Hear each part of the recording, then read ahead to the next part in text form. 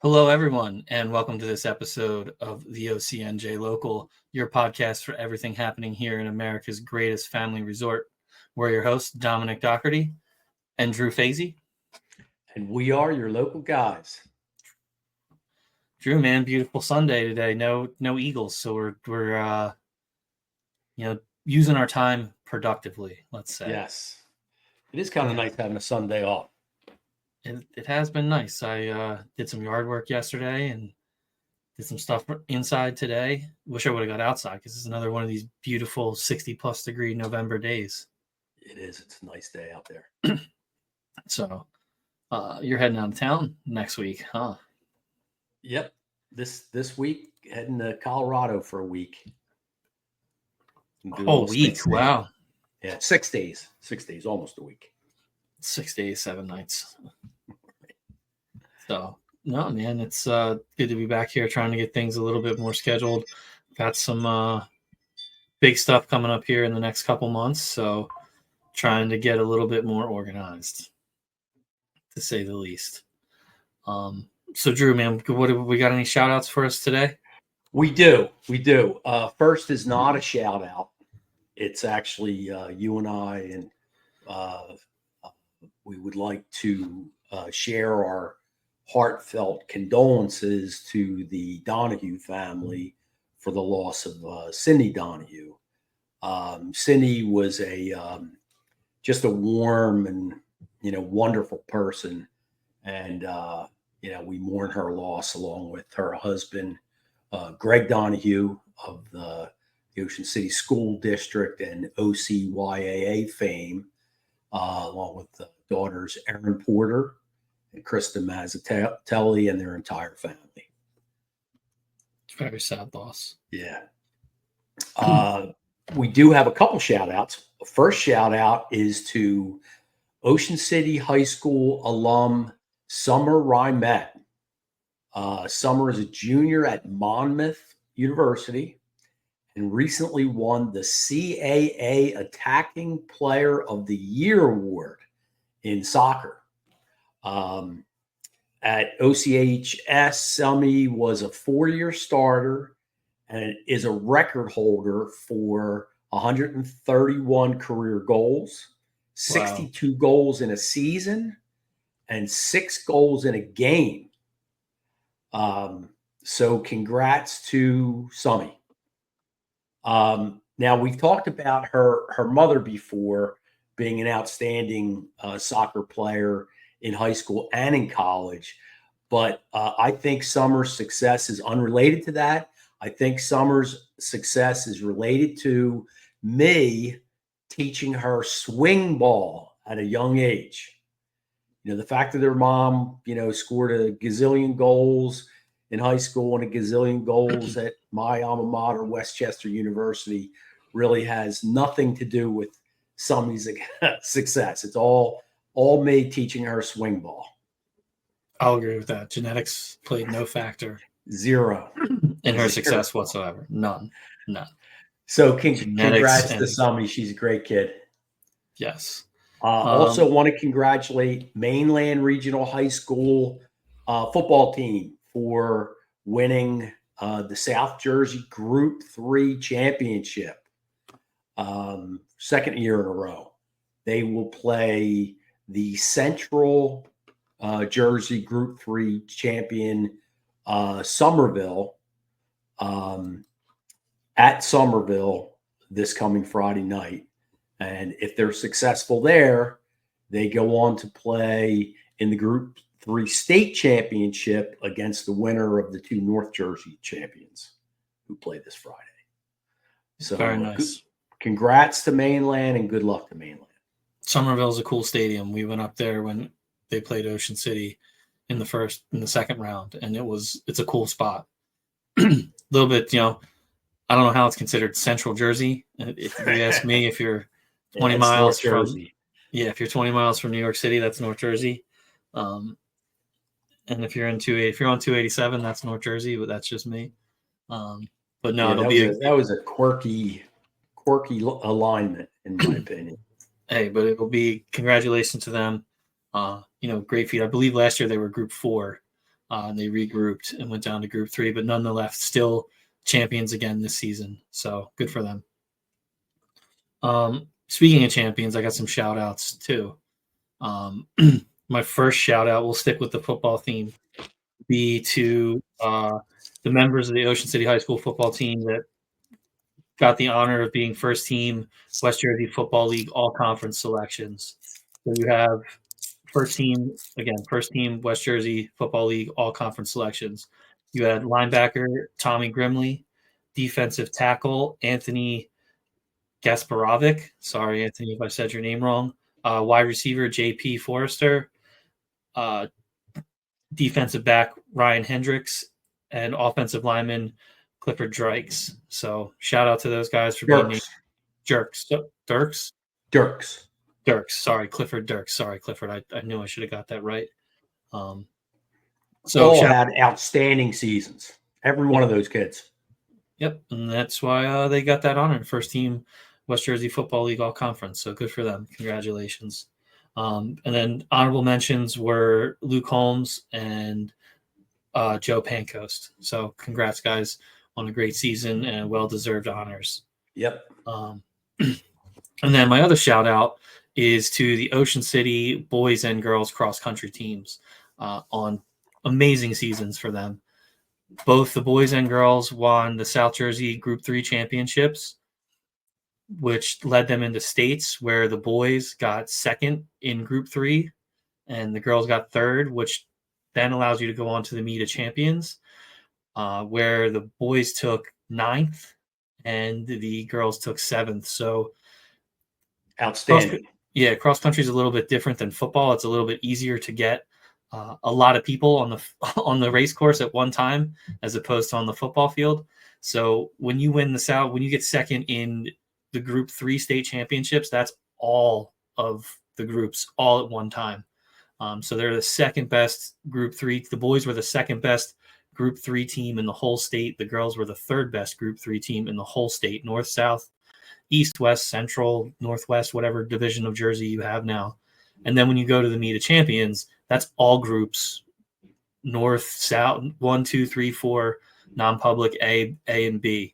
So out of all the teams in all of New Jersey, any group, anywhere, the boys team was 9th and the girls team was 7th. So congrats to them. That's an amazing season for the programs that have historically been successful and been champions. So way to continue that legacy. Fantastic. Congrats. Yes. Good stuff. One more? You have one more? No, that was it. I did the football boys first, and I did the Ocean City girls second. I had another one that I forgot about probably. Yes, boys soccer coach. Oh, that's right. How do I forget about that one? Thanks for reminding me. Yes, congratulations to the boys head soccer coach, Andrew Boguszewski, for his Aaron Boguszewski. No, you know more than me. Why didn't you just do the shout out? Let me fumble around here. The guy wins 200 games in his career, which is nothing to sneeze at. And I'm here butchering it. You're like, oh yeah, no, you're butchering. I'm enjoying it, buddy. I'm glad you took it. Well, I am. Congrats to. I'll take over. Congrats to Coach Bogey. Thank you. 200 wins in a career is pretty big stuff. So congrats to Coach Bogey. Yes. I have some of his art hanging on my wall. I gave some to my brother, actually, who lives out in Oregon.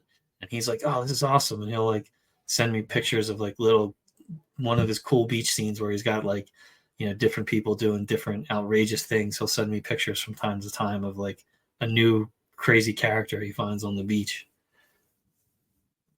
So, but yes, thank you for saving me. And I do apologize, Coach Bogey, for my butchering. But at least I remembered because I put it on the docket. So,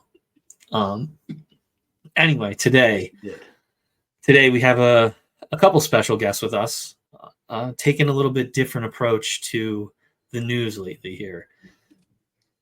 I believe it was Thursday or Friday this week. Eustace Mina unveiled his plans for Icona at Wonderland, his 7.5-story hotel. Icona in Wonderland.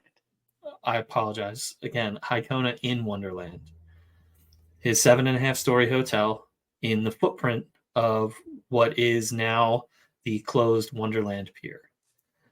He does do two things that we talked about here on the podcast earlier. He keeps the Ferris wheel and he keeps the carousel. And possibly the little kiddie boat ride.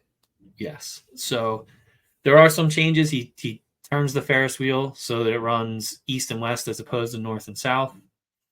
And the carousel will be located on the south side of the property. The Ferris wheel will be located on the north side of the property. He has plans if approved, right? This is a proposal.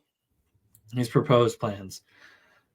He proposes a nice little sitting area on the boardwalk with fire pits and things like that for people to sit and relax. There's shopping. There is parking. There is parking, even though you can't see it in the drawings and the designs. There's a parking spot for every hotel room and 120 additional parking spots, and that's all located underneath the hotel and structure itself. So there is parking. I think it's a total of 372 spots he has proposed. So there is parking.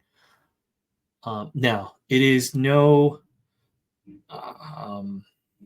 This has been met from the time he proposed this before the closing of Wonderland with an immense amount of scrutiny. Ocean City and change go together like oil and water. So, people have been, no, this is no good. This is no good. Once Wonderland closed or announced its closing, rumors and speculation ran wild over what he was going to do and how this was all going to shake out. He wanted 6 months to plan when the announcement was made in June or July. He gave August, it to I think it was August, right? I think he wanted to wait until the new year at least. He got the plans out about a month, 2 months earlier than that. And from what I've seen on social media, the plans have been met pretty favorably by the people out there who saw them and took the time to look at it. A lot of people are like, oh, he was glad he was saving the Ferris wheel, glad he was saving the carousel. Very few negative comments. Lots of people liked the drawings and what they saw. We must be in different circles, Tom, because while I have seen some positive, there's still a lot of people against having a hotel on the boardwalk. Well, maybe the algorithm's just showing me stuff because I've kind of been no stranger to saying that I was in favor of this development, even back when he proposed it on the lot adjacent lot that's beach and dune. So, Drew, are you still there? I got to get this guy a computer that wasn't made in 2010. Yours did the same, to be honest with you. Oh, really? Yeah. Okay. All right. Well, at least we're all back now. So that's good. He was frozen. If you were watching this on YouTube, you got a very nice picture of Drew from my side. Anyway, though, I've been no stranger to saying that I was for the development of the hotel, that I liked the idea. So maybe the algorithm is just giving me things that I want to see.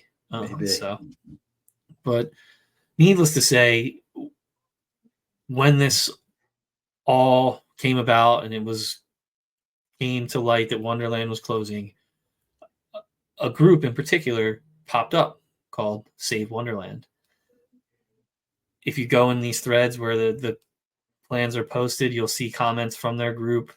They have Facebook pages, they have websites, they have all kinds of they had a meeting before the Halloween parade to take a picture and in front of Wonderland and say Save Wonderland.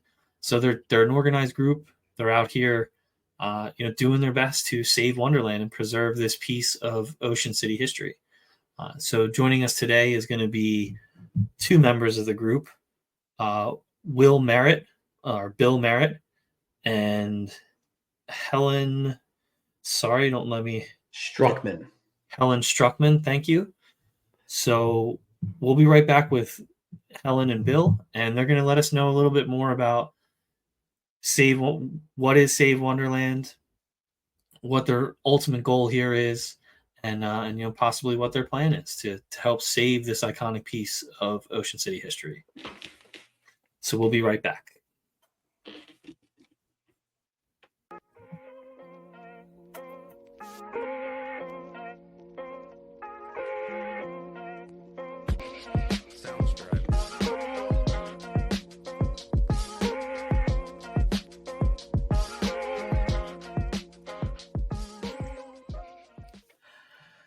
Hello, everyone, and welcome back to the OCNJ Local, your podcast for everything happening here in America's greatest family resort.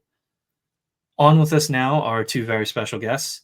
We have Helen, is it Struckman? Struckman. Mm-hmm. Yes, I got it right. I remembered that. Helen Struckman from Save Wonderland, and Bill Merritt, president of Friends of Ocean City, OCNJ History and Culture. Thank you both for joining us. We're very happy to have you here and excited to hear your side of the story when so much of the other press has been about development and the changes that are coming to Wonderland. So thank you for taking the time to join us today. Yeah, welcome. Thank you for joining us. Helen, if you wouldn't mind, if you can kind of give us some basic info about Save Wonderland, what the organization's stated goal or mission statement is, what your role is. Are you doing fundraising, any of those kinds of things? So we are a pending 501c3, and we're a grassroots organization that formed really out of what we saw as a need to, I guess, get the voice of the people heard. Certainly Wonderland has been such an important part of every one of our lives. And it's not just important to people that are in Ocean City, it's important to people all over the globe. And when we, heard the news that Wonderland was closing, we really wanted to make sure that the people had a voice. And that's how it started. We haven't done any fundraising yet because we don't have our actual 501c3, firmly, we're fully recognized by the IRS yet. It's still in pending status. So I know that Friends of OCNJ History and Culture has been so wonderful with really spearheading all of that fundraising and making sure that, that there are the funds to be able to do, whatever it is that they want to do with it. For us, we wanted to make sure that, the people were heard, and also just to let our council know that we wanted to explore other options. I mean, because the main thing that was important to us is that the zoning doesn't allow for a hotel in that zone. Wonderland is in the on boardwalk zone, which from my understanding is from 6th to 14th Street. And the main thing is that allowing a hotel in that area, whether it be through rezoning, whether it be through a variance, whether it be through a redevelopment zone, it sets a precedent for the entire island.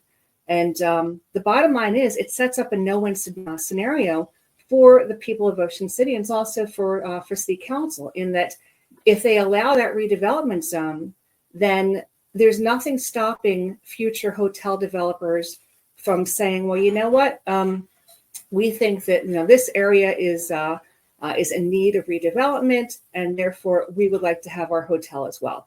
So either they allow other hotels, or if they say, no, we're not going to allow that, then that sets up the city for future lawsuits from any hotel developers that claim favoritism. So, either way, it's a no-win scenario for the city. And I really don't know that the people are fully aware of that. And I don't even know whether council is fully aware of that no matter what, this sets up that chain of events that will end up costing the city a tremendous amount of money in the future. Excellent. Very, very well said. Bill, why don't you take a minute and tell us a little bit about Friends of OCNJ History and Culture, and you're the president of that, so and let us know what your mission is. It sounds like you guys are very, very much aligned in this. Sure. So, thanks for having us on today.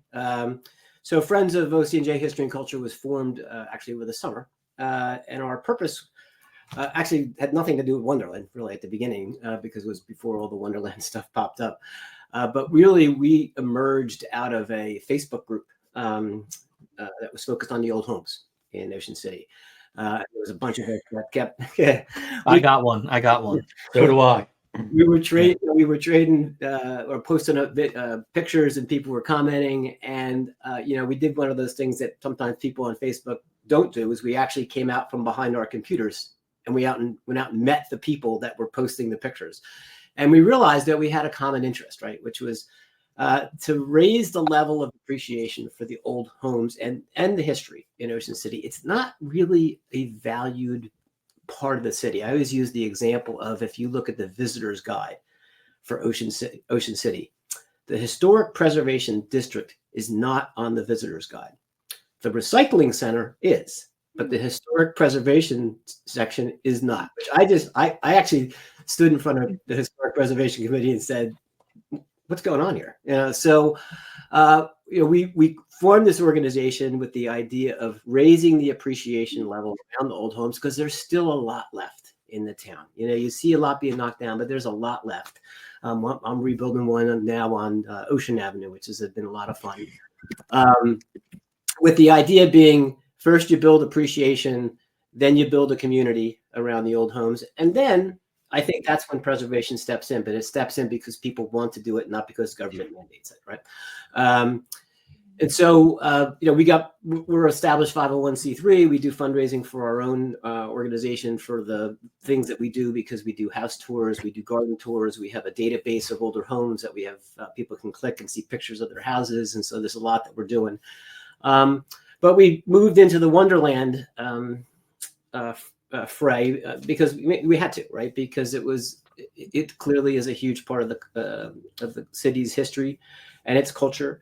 And I agree with everything that Helen said, is that there's a lot of danger in this process of us not only losing what is the most iconic, probably amusement pier on the East Coast, could be, but you could lose the whole boardwalk if you get this ripple effect down the boardwalk. And so we're very much involved in making sure that two things happen. One is that the right vision is established for the Wonderland pier, but that the right process is used for that too, because the wrong process can lead to really, really bad results. And so we're happy to be working with the folks at Save Wonderland, a passionate group.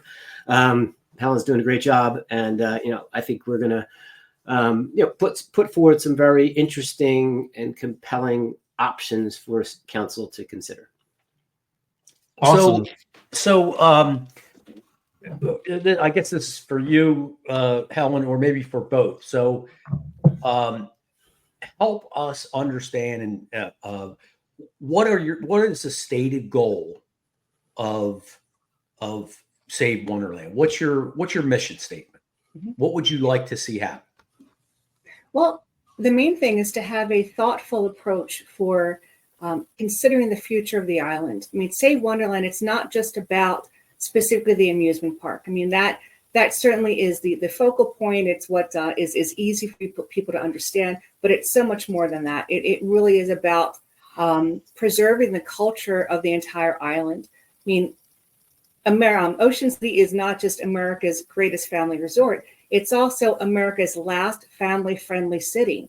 And we are number one in tourism because of that family-friendly identity. And the bottom line is, Wonderland is the dam that is holding back all of that future development that will absolutely destroy the entire integrity of the island. It will change the island identity overnight. And so, for us, I've got my own personal dreams and wishes for the Wonderland property, but the main thing that is absolutely crucial is that under no circumstances whatsoever can we allow a hotel in that property. Whatever goes in there must be consistent with the current zoning, which is amusement, certainly, other family-friendly attractions, restaurants, shops. that's why this particular piece of property is so important, is because of the precedent that it sets. For me personally, I would love to really have the city explore perhaps offering something else to to Mr. Mita, offering something else that would be an area that would welcome the hotel. I mean, for example, there's the Soleil property that's right next to Flanders that's already zoned as a redevelopment zone. It's prime for a hotel. It's already waiting for him. And if something were to go in at that particular property, it would not have any negative effect whatsoever on the Orne Boardwalk zone. The integrity of that Orne Boardwalk zone is everything, absolutely everything. And the city has spent a lot of money investing in other things that are for the community. For example, there's the skate park, there's the pickleball courts, there's the tennis courts. There's a lot of things that the city has done to be able to give back to the community. And I mean, they just spent $20 million on essentially a parking lot.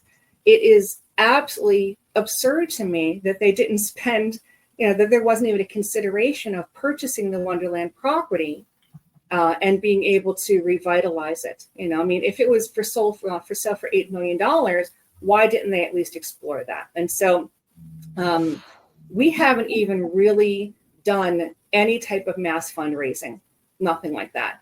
And yet already there's been, quite a bit of money generated.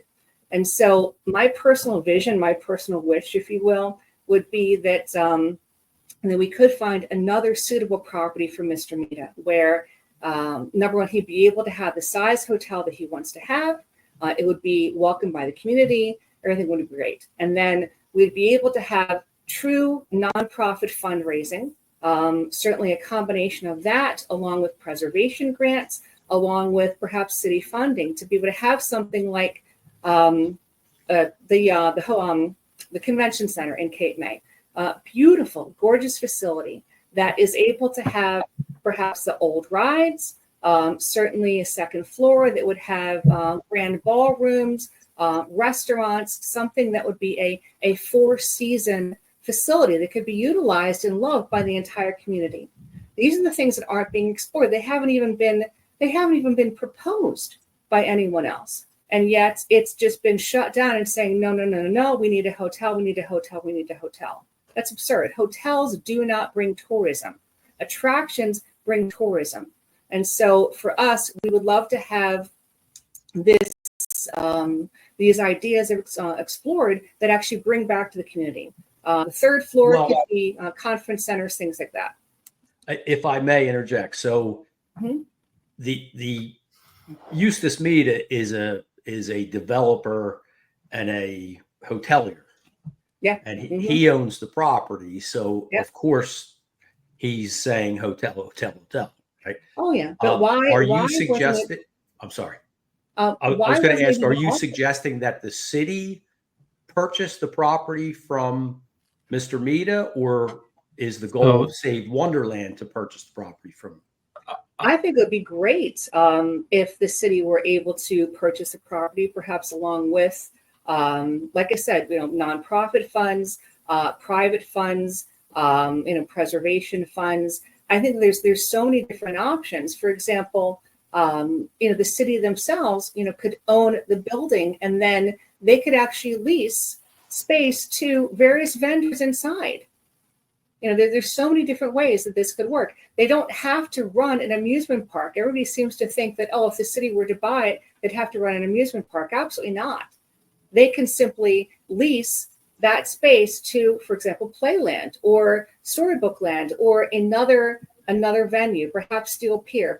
But the fact is, this was never actually an option. This was never even brought to the public back in 2020, 2021, when Mayor Gillian and Mr. Mita went into their partnership.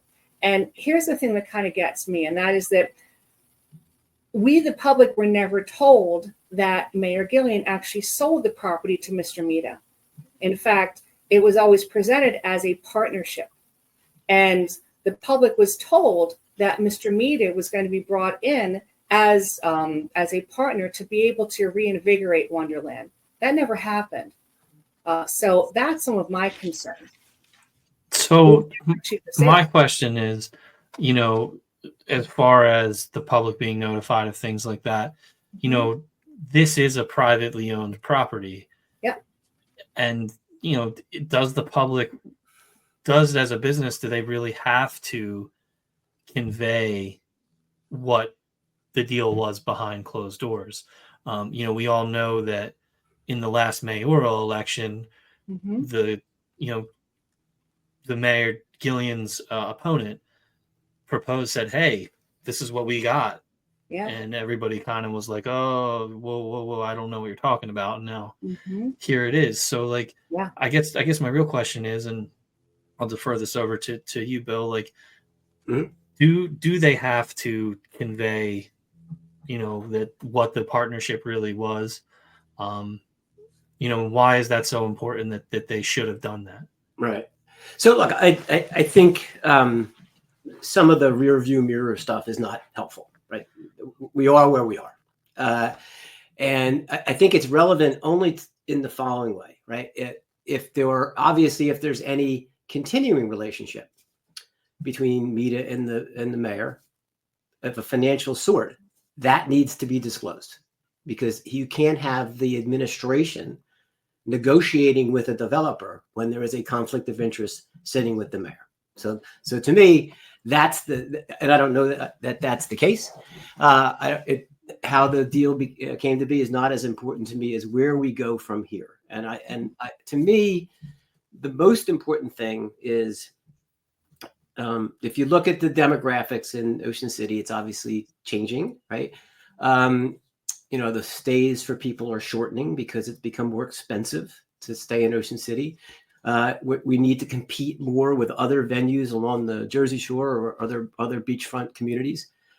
And so we need, and Helen said this, and I just want to emphasize, we need to leverage your competitive edge, right? I ran a business for 20 years.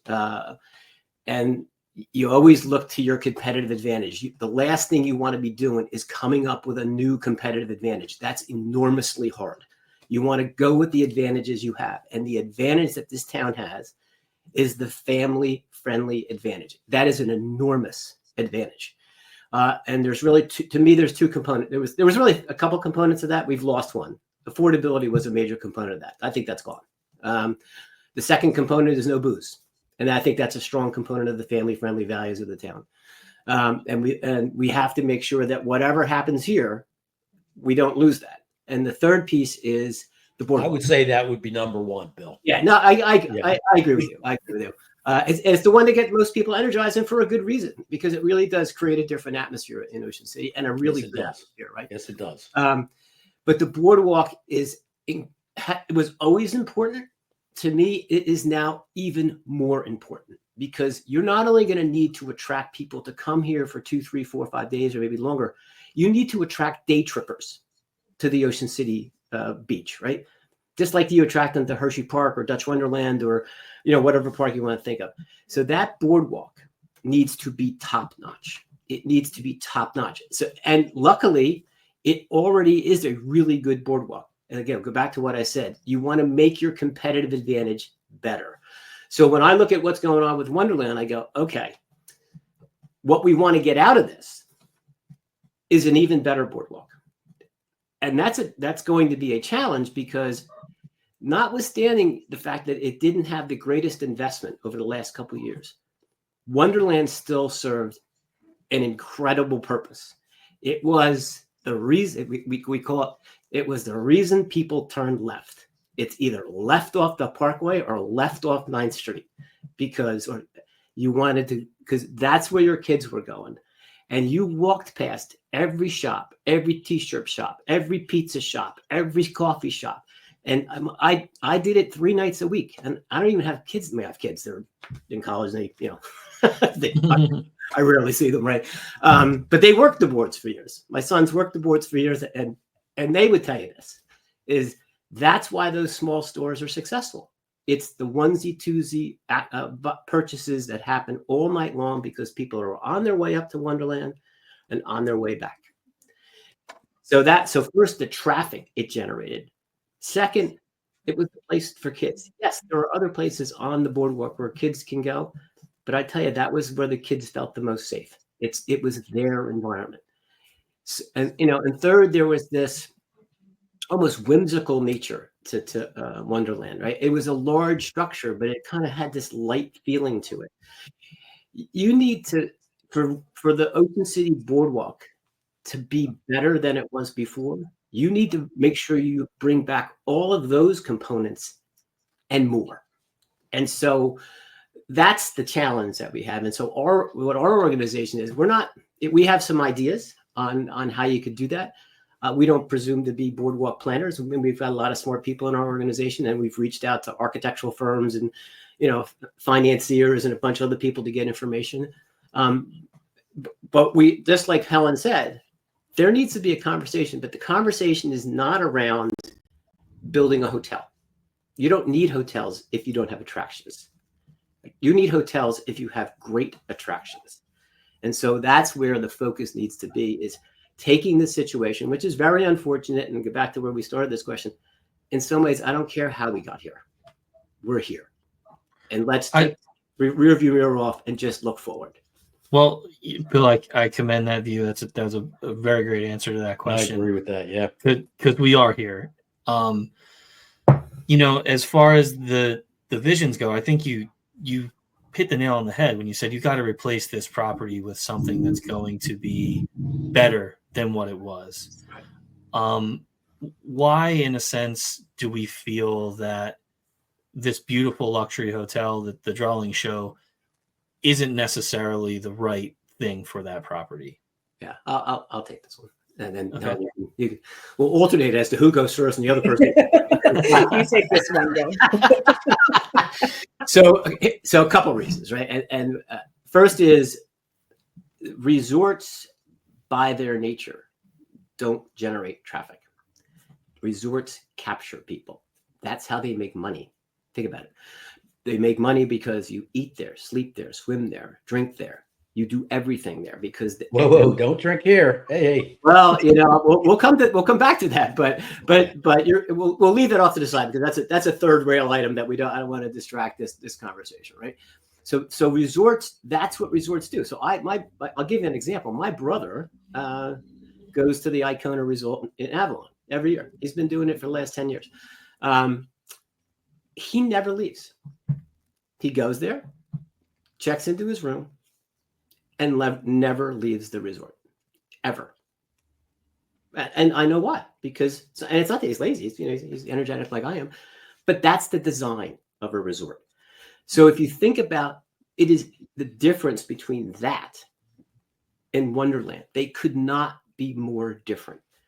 Wonderland is generated traffic. It pushed people up and down the boardwalk. It drew people up the boardwalk. Icona is going to capture them and keep them. So that's the first problem with just a resort. And perfect another example, Atlantic City. Do you think those resorts did anything for the boardwalk? No, they did nothing. The pizza shop next to the casino fails because no one ever leaves, right? Second is that it's not a place for kids. Go back to what you said before. We got to replace the things that Wonderland is served, right? Serve the kids. This is not a place for kids. It's a place for adults. And so that's a huge loss in terms of the family-friendly focus of Ocean City, right? The third thing is, it is just way too big. Way too big. I don't know if you guys have taken a ride up, I'm sure you have because you're Ocean City guys, Plaza Place. Go up Plaza Place, see the beautiful homes on Plaza Place. I mean, it's an unbelievably well-preserved community, and it's achieved that without needing preservation restrictions. It does it because the community has managed to do it on its own. That neighborhood will be crushed by this. So it's completely out of place, the structure. And then the last piece as to why actually my organization objects to it is the use of redevelopment as the process by which they want to get approved, right? So redevelopment is a statutory process intended to give municipalities the ability to deal with blight. And the reason you needed a tool like redevelopment is because blight is really hard to remove sometimes. It's entrenched. And so it gave the towns these incredible tools to remove blight. So what did it do?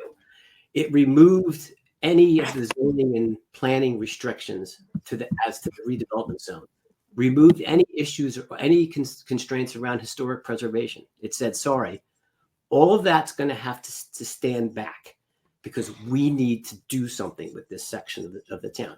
And it makes sense when you're dealing with blight, right? Mm-hmm. Wonderland is not blight. If it's blight, it's only because of what happened in the last month there with this destruction of the exterior of that building. So for me, it is the absolute wrong process. And I can't understate this enough. People should be terrified of the redevelopment process, because here's why. And Helen always said one piece, but there's another piece. The first piece is, and this has already been indicated, 3 or 4 more other property owners on the boardwalk are going to raise their hand. They're going to want to do this, right? So then it rips down the boardwalk. Second, once you designate something as a redevelopment zone, everything moves into the dark. It's a negotiation between the developer and the city with none of the guardrails of zoning, planning, historic commission. And I'll put it in here, drinking. Mm-hmm. It can be whatever they want. We should be terrified of that. We should be terrified of that because it's going to, and there are no time frames in which people get to consider these things. Once redevelopment is approved and it goes into that negotiation process, one day there's just a city council vote. We could have 3 days notice. It's done. This is a extraordinarily bad process. And it's why, and I'm sure you guys are aware of this, in Cape May, Mita tried the same thing. He tried to use redevelopment to get rid of the beach theater and put up his whatever down there. Same kind of thing. He goes back and forth between Ocean City and Cape May, depending upon which one just told him no. And Cape May said no. And they said it for a really simple reason. They said, if you want to build something, meet the code, meet the zoning codes, meet the planning codes, meet the historic preservation codes. You don't get to go around them. And he walked away. So this town would be crazy to go down a redevelopment path. And the people of this town should be enraged if that's what they do.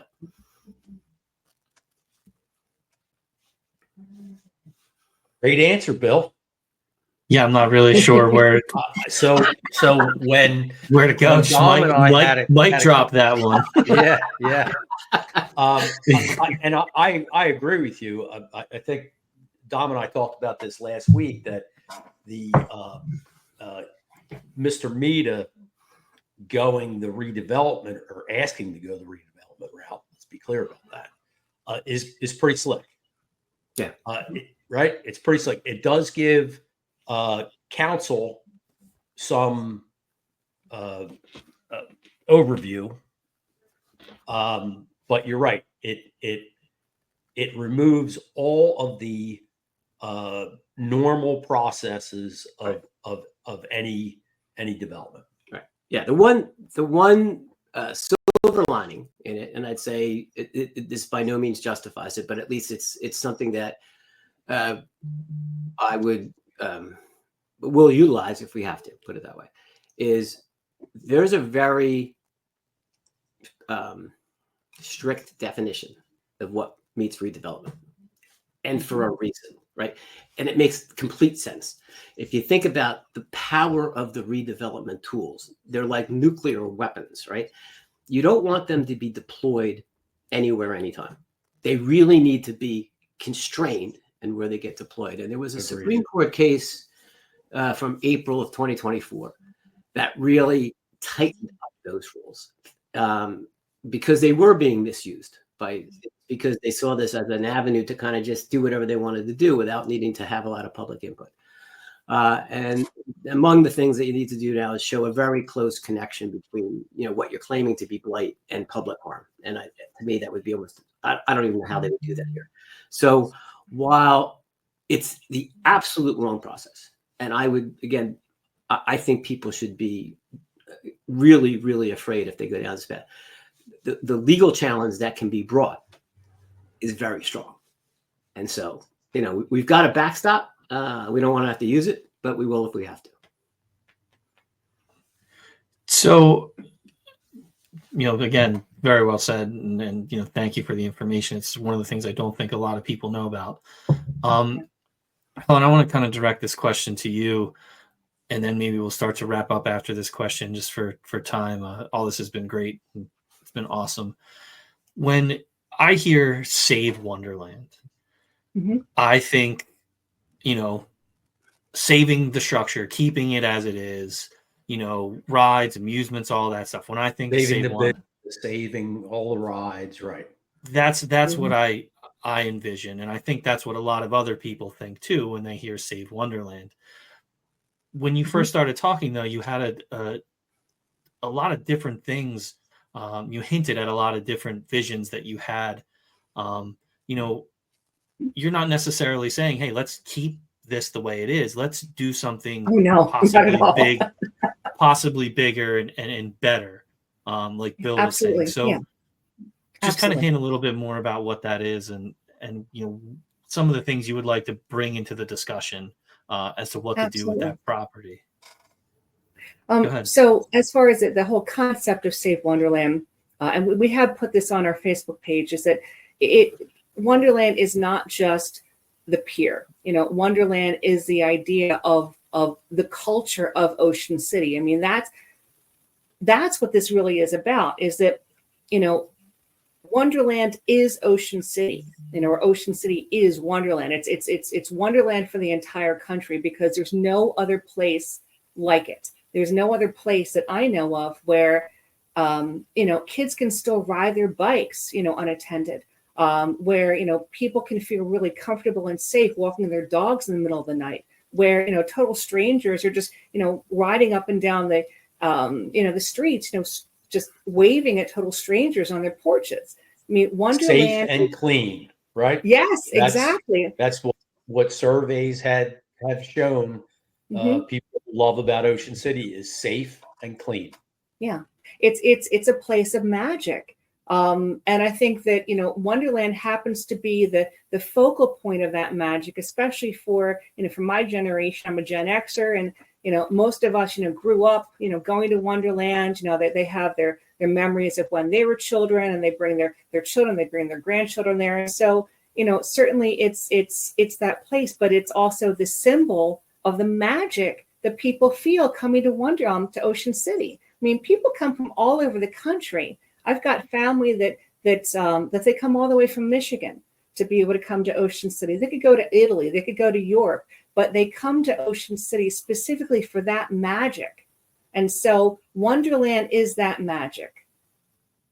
That's what brings people back. It's that nostalgia. It's why we are the #1 tourist destination. And so I want to make sure that's really, really clear. It's not that we want to keep an old, warehouse looking building. We want to keep all the rides. We want to keep everything exactly as it is. No, that wouldn't be realistic.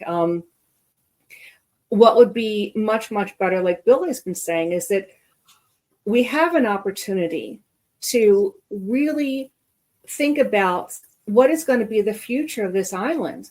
What is going to be the thing that holds on to some of that nostalgia, that certainly still satisfies the 3 generations of people that have been coming, but also will keep that going, for multiple generations in the future. Certainly, there's been a lot of underutilization by the whole city, certainly of an area that should be used year round. I mean, Cape May does a beautiful job of this, of really being able to capture that tourism and keep people excited and keep people coming to the whole island all year round. And Wonderland has just not been utilized for that at all. There are so many opportunities. They closed the ice rink. Yeah. Right. Yeah, exactly. And For you my know, time. the building itself, just it's a warehouse. I think that there's certainly a place for the old rides. Absolutely, I mean the carousel, hands down. The boats, the fire engines, all of those things that are really, really important for those Gen Xers, but then also other year-round ways to be able to utilize that, and not just as amusements, but as a multifunctional facility. I think I was talking to Bill about the fact that we are a Methodist island. We were founded by Methodist ministers, and yet we have no place that any of those Methodist ministers are able to go on retreat. We have no place on the island that any of them are able to do their continuing ed. They have to go to either Atlantic City or they go to Wildwood. So why in the world don't we have multiple options for conferences, for festivals, for all sorts of year-round activity that can bring money, bring tourism, bring people all around the country? I mean, I'm a licensed therapist, and so I need to do continuing ed every 2 years. And, I would love to be able to do my continuing ed in Ocean City. I'm showing that a lot of therapists around the country would love to be able to do continuing ed in Ocean City. Any drug and alcohol therapists, especially, having this as a dry town makes that a wonderful opportunity for for year-round activities, and having the focal point of certainly a lot of the amusements, but not all, and having other things in that particular location. But the key here is having all of those items be consistent with the zoning. So consistent with the zoning, and as Bill said, something that is going to really bring people to that end of the boardwalk, and have that be the starting point where they go from the beginning of the boardwalk all the way down to Jilly's, all the way down to the end. There needs to be that holding point at each end. Without Wonderland, that's not going to be there, or without something that is is zoning consistent, that's not going to be there. And I'll just add one thing. I know you guys want to wrap it up, but we have a contest out ongoing actually for Yes. to create for ideas on how to we called it Reimagine Wonderland, and it's funny. Everyone, ideas that were all very different, fantastic ideas as well, and no one simply wanted to reopen the existing doors. They wanted to do something new, and particularly when the ideas were coming in from different people of different generations, we were able to kind of take a bunch of these ideas, and you'll see the output of that on this coming on the 30th. I think it's fantastic as it's just an initial thought piece. Like, look what you could do with this. That would be, as Helen said, what you're retaining is the Wonderland magic. That's what you're retaining, right? You're replacing the functions that it served. For the kids, it's the draw, it's the beacon, but you're doing it in just a remarkable new way. And you can, it's one of these situations where if you want to be like, a very positive person, you go, hey, let's make something of this moment. Let's not fight, but let's as a town, let's make something of this moment. And we can, but they've got to engage the community. And there's certain people on council that actually I think have done a great job of engaging the community. Others not so much, but that's okay. But we need to get everybody involved in charting a better course for the island. And look, we've been given the opportunity. Well, let's hope we've been given the opportunity. Yeah, I mean, you're Helen, what you spoke of, and Bill, you very articulate in you presenting the concept and the idea of moving forward. And I agree with both of you wholeheartedly. What's standing in our way right now is a hotelier who owns that piece of property, right? Well, we still have our zoning, though. That's what's important here, is that our council has a duty to represent us, and a council has a duty to follow the law, and a council has a duty to look at the future repercussions, and especially what it's going to cost this city if they do not follow the law, specifically with if they decide to do the rezoning idea with redevelopment zone, that will bring hotels on the boardwalk. Hotels come on the boardwalk, it will kill our tourism. They need to do a cost benefit analysis and see, okay, what's going to happen when those families stop coming. So either that happens where suddenly it's all hotels, or they then get sued by other developers. We have an opportunity right now because the law is on our side. Our zoning is written in such a way that they cannot do that. All we need is our council members to fully understand the law and also to understand the opportunity right now to save this island a lot of heartache and a lot of headache and a lot of financial difficulties if they decide to go through with this redevelopment zone. And once Mr. Mita has a clear voice from them saying that, you know what, sorry, you could develop it utilizing the current zoning, then he might decide that this isn't a project worth his while.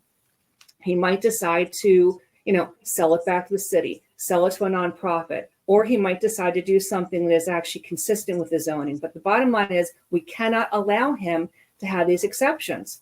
And it's our council members' duty to give him a very, very clear indication that they're not going to allow this hotel. Not now, not ever. Well said. Now, one last item for me is that this is secondhand, but it's my understanding that he plans to do something on the boardwalk. Mm-hmm. If it's not a hotel, then it would be some sort of retail building that he would lease out. He wouldn't run the retail, but he would lease out. That would be on the boardwalk side, and on the back side, some sort of residential development, condos or duplexes. Still not allowed. Still not allowed. It's still considered on boardwalk zone. So even if they try to split it up, it's still on boardwalk zone. So they still have to give an exception for that. And this is where, again, our council, our elected officials have a duty to follow the law and recognize what that would set in place. Now, would I be happy if he puts retail shops? Not particularly, but he's still following the law. Or he can decide, again, give it back to the community, sell it back to the community. That would be the idea. He has an opportunity to be the hero here. And I truly want to give him the benefit of the doubt that Mr. Mita, he's a devout Catholic, he's a family man.